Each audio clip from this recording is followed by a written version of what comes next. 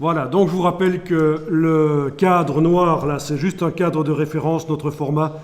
Si vous voulez, vous pouvez, par l'outil de plan de travail, aller agrandir le plan de travail. Si nécessaire, il faudra peut-être aussi à un certain moment faire ceci, déverrouiller le calque fond coloré et aller sélectionner le rectangle de fond coloré et par l'outil de transformation manuelle ici, aller l'agrandir. Ça, normalement, vous savez faire. Déverrouiller un calque, sélectionner un objet, activer l'outil de transformation manuelle et prendre une poignée et l'agrandir. Ça, c'est facile à faire. Et puis après, on reverrouille le calque parce qu'on n'a pas envie qu'à un certain moment, le calque, le rectangle gris dans le fond coloré, s'active tout seul. On reverrouille le calque. Alors, n'hésitez pas à enregistrer encore une fois parce qu'il faut absolument garder au cas où cette version de la girafe avec les formes séparées. D'ailleurs, dans l'enregistrement ici,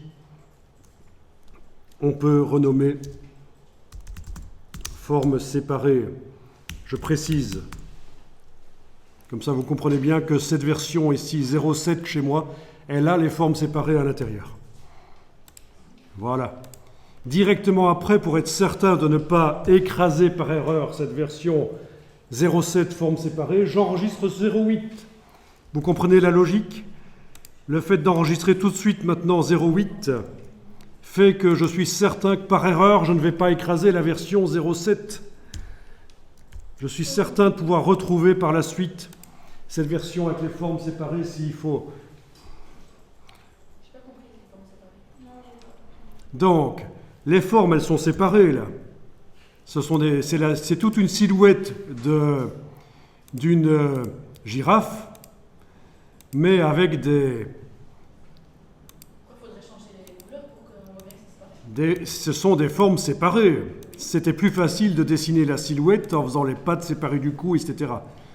Donc, je stocke sur le disque dur, j'enregistre girafe 07 formes séparées. Je précise que les formes sont séparées dans ce fichier.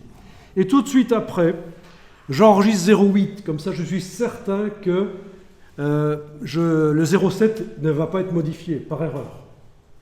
Il va rester correct.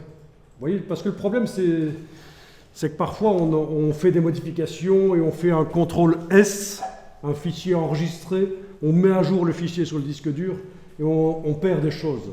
Donc, ce n'est pas idiot du tout d'enregistrer 2 fois de suite sous un nom différent.